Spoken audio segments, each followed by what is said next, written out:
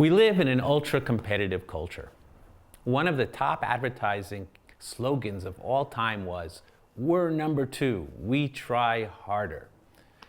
Now, the slogan worked for the Avis rental cars for over 50 years because while we all want to win, on some level we also feel like we identify with the underdog.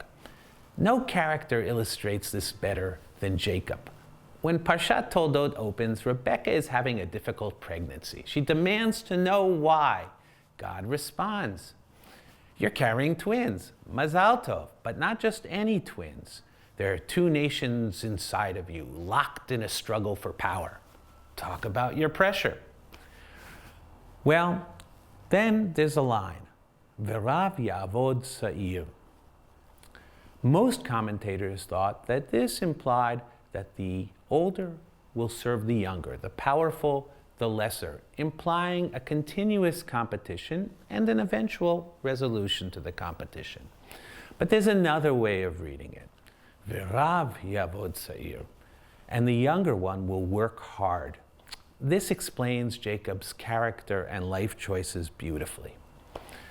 We meet Yaakov, Jacob, coming out of the birth canal with Esau, grabbing onto his heel.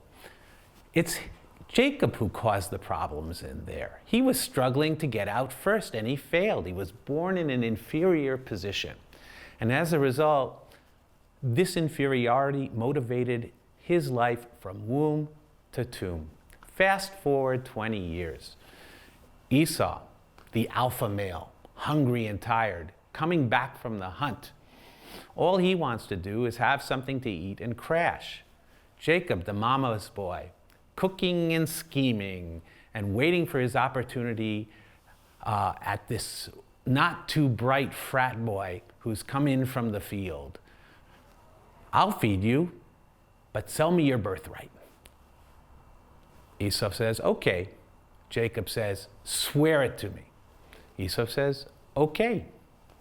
Fast forward another 100 years to Egypt. Jacob and his son Joseph, the ruler of Egypt. Jacob, "If I found favor in your sight, don't bury me here in Egypt.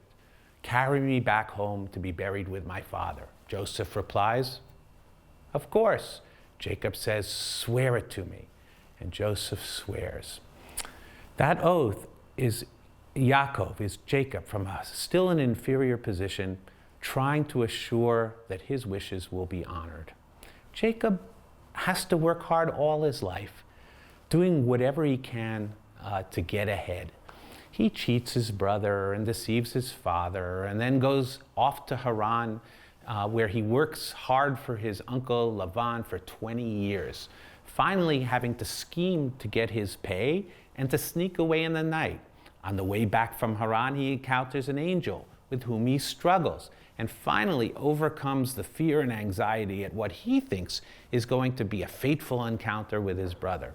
But when the encounter occurs, his brother, he's just happy to see Jacob and to see the family. There's no struggle for him. The asymmetry of this meeting is startling. Towards the end of Jacob's life, Jacob was a winner.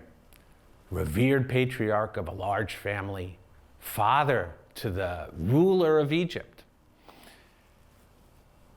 But when Jacob reflects to Pharaoh about his life, what does he say? "My life has been short and evil and has not reached the days of my fathers." See, Jacob, he still feels inferior. And now he's competing, but this time with the dead.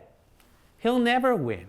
All Jacob's life, he worked hard for an elusive goal, which was unobtainable from the start. Don't we all feel that way sometimes?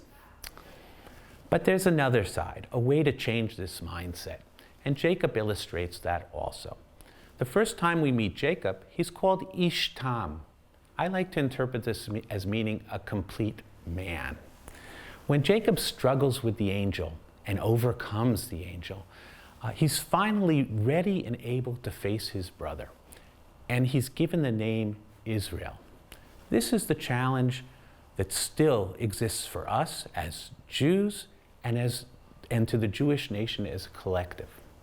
at that crucial time to step up, to stop being Jacob, to man up, to become an Ish Tam, a complete man, to earn the name Israel. Shavua Tov from Schechter.